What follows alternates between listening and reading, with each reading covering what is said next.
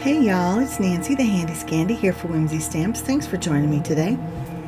We've got another Halloween card and we are going to be featuring the Slimline toner card fronts, and this is the Terror 2 pack. There are 2 each of 4 different designs. I absolutely love them. We're going with the graveyard scene today, but each one is gorgeous and so much fun in its own right. So I have pulled out my Royal Sovereign laminator, and I have a love-hate relationship with foiling of any sort, y'all. That's why you don't see it much from me, but I thought we would give it a try because these card fronts are so great. Now I am using the black deco foil, and I think it's absolutely beautiful. It is much glossier than you will see on screen. Now I ran mine through both ways. I ran it through twice, once up, once down. May or may not have been needed, but I have such iffy results that I thought I would just go ahead and do it. Now it's also important to note that you really want to allow time for your foil to cool down before you reveal. So here we are. Let's do our beautiful reveal.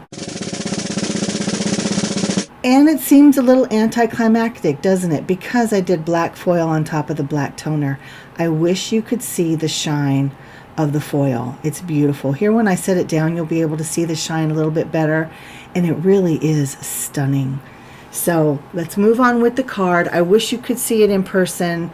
Definitely if I had used a different color of foil, you'd be able to see it. But anyway, I have die cut my panel with the Slimline Simple Windows. I die cut a black panel to go on the back, and then this one I used that stitched die.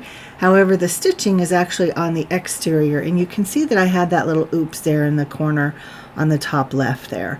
I actually had to run both layers through my die cutting machine twice to make sure that I die cut both ends, but I'm not going to let that little oops foil this whole card.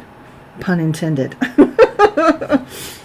If you know me, if you've been with me at all, you know that I typically don't let things like that bother me.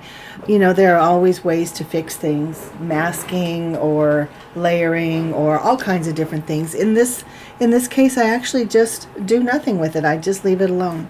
But I am using my Whimsy blending brushes, and I'm doing some down and dirty ink blending on the background.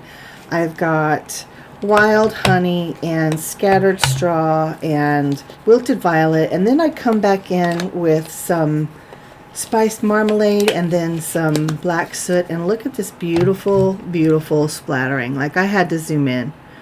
The splattering is just, I know it's not for everybody, but I love it, and it adds so much interest and texture to that sky. I just think it's amazing.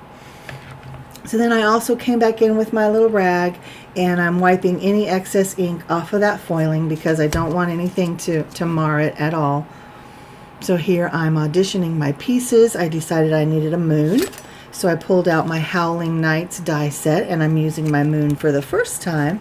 I do all of my die cutting off screen, y'all, so I'm not going to bore you with that, but I decided that I wanted just to add a little more interest to this die cut. Now it does emboss all of those ridges so that it looks like the actual moon. I did a little bit of ink blending along the edges with the spiced marmalade, and I did some splatter, and then I cut it probably in thirds. I've got 1/3 of it on there, and then again all of this die cutting was done off screen.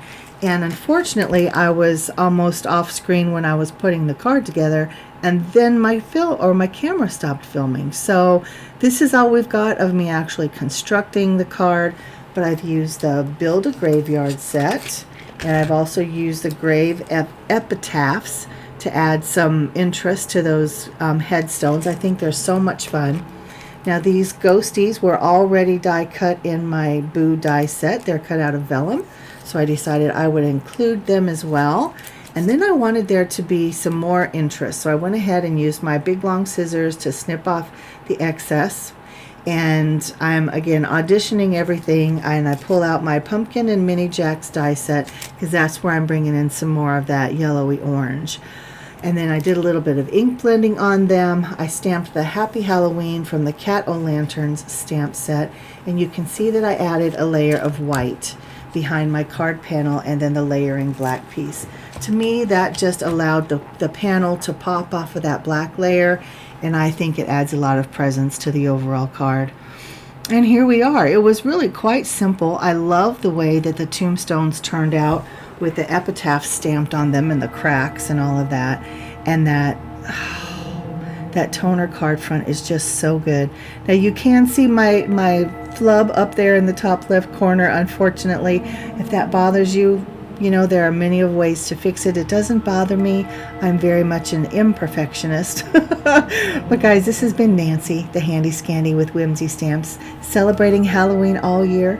Go ahead, like, subscribe, comment, and join us on all of our socials. And until next time, mwah, I'm out.